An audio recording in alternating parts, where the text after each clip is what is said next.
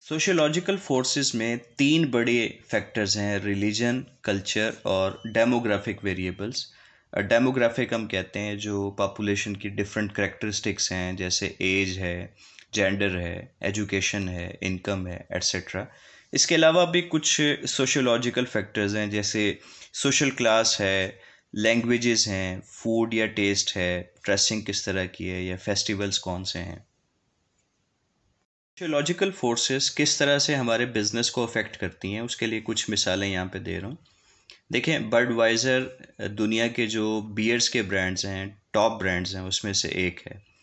इसी तरह से एबरक्रॉम्बी दुनिया में जो बेहतरीन बकिनी बनाने वाले ब्रांड्स हैं, उसमें से एक है। लेकिन सवाल ये है कि क्या ये दोनों ब्रांड्स, ये दोनों प्रोडक्ट्स पाकिस्तान में चल सकती हैं? जवाब है नो, क्योंकि हमारा रिलीजन और कल्चर ऐसी प्रोडक्ट्स को अलाउ नहीं करता। इसी तरह से अगर आप पॉपुलेशन वाइज देखें तो India, Pakistan, China, Bangladesh, Indonesia, यानी जो साउथ एशिया है और साउथ ईस्ट एशिया है, या जो फार ईस्ट है, उसके कंट्रीज़ पॉपुलेशन के हवाले से दुनिया के बड़े मुल्कों में आते हैं, और ये बहुत बड़ी मार्केट जो है कस्टमर्स की वो बनती है। फिर अगर आप पाकिस्तान की पॉपुलेशन करेक्टरिस्टिक्स देखें तो पाकिस्तान में मोर देन 60% जो है वो यूथ है, यानी वो लोग जो 15 से आलमोस्ट 30-35 साल की एज ब्रैकेट में आते हैं। तो अगर यूथ के लिए कोई प्रोडक्ट्स मुख्तलिफ कंपनीज बनाती हैं तो उसके लिए यहाँ पे अट्रैक्शन जो है उसे नज़र आएगी एज मार्केट।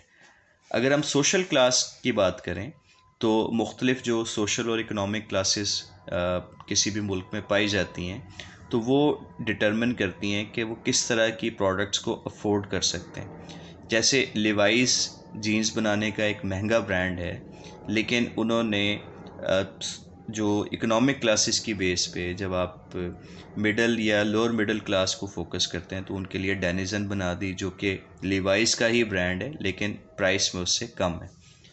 सिमिलरली हम उस मार्केट में, उस जगह पे रहने वाले जो लोग हैं, उनकी लैंग्वेज, उनका जो एजुकेशनल लेवल है, उनका जो लिटरेसी रेट है, उसको भी फोकस करते हैं। अब इसकी प्रैक्टिकल इम्प्लीकेशन इस तरह से है कि अगर आप एक प्रोडक्ट बना रहे हैं, फॉर एग्जांपल बेबी फूड, और उसके बारे में आपने बहुत सारी जो इंस्ट्रक्शंस हैं, बहुत सारे जो लिटरेचर है, वो उसकी पैकिंग के ऊपर लिख दी है, और आप उसे किसी ऐसे मुल्क में इंट्रोड्यूस करवाते हैं जहाँ पे लिटरेसी रेट बहुत अच्छा नहीं है, आपने लिखा भी इंग्लिश में है, तो लोग उसको समझ नहीं पाएंगे। तो वहाँ पे आपको ऐसी पैकेजिंग और ऐसी लेबलिंग जो है वो इंट्रोड्यूस करवानी पड़ेगी जिसके ऊपर उस प्रोडक्ट की तस्वीरें मौजूद हों, ताकि लोग पढ़ के ना भी समझ सकें तो उसको देख के जो है वो समझ लें और उसको ख़रीदें। इसी तरह हमें उस मुल्क का जो टेस्ट है, उसका कल्चर है, उसको भी फोकस करना पड़ता है। यहाँ मैं एक केस स्टडी आपको दूंगा मैकडोनल्ड्स की। मैकडोनल्ड्स जब इंडिया में आया बहुत साल पहले, तो उनके मेन्यू में बीफ भी शामिल था। बीफ बर्गर जो है वो उनके बहुत ज़्यादा बिकते थे। अब हिंदू मज़हब में जो गाय का गोश्त है वो नहीं खाया जाता, तो ये गाय का गोश्त इस्तेमाल करते थे।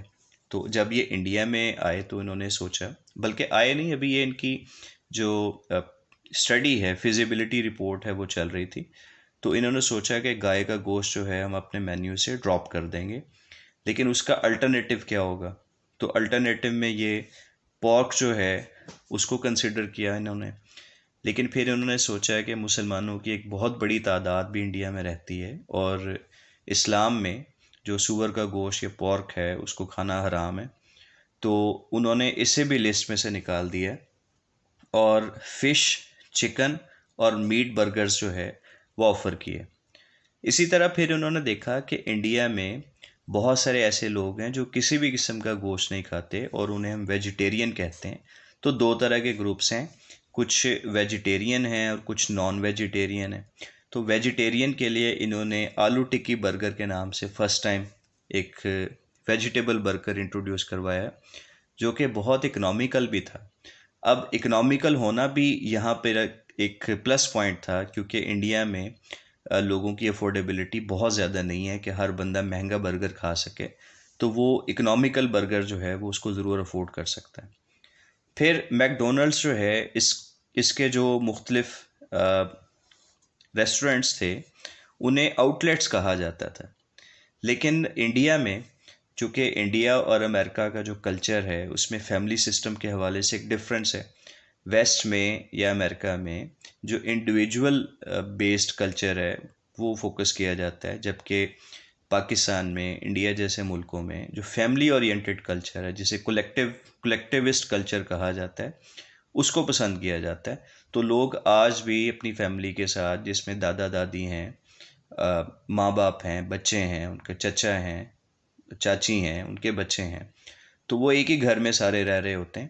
تو اس لیے میک ڈونلڈس نے وہاں پہ انسٹیڈ آف آؤٹ لیٹس جو فیملی ریسٹورنٹس ہیں یہ ٹرم استعمال کی، کیونکہ یہ وہاں کے لوگوں کو اس میں زیادہ اپنائیت، زیادہ جو ہے وہ قربت محسوس ہوتی تھی۔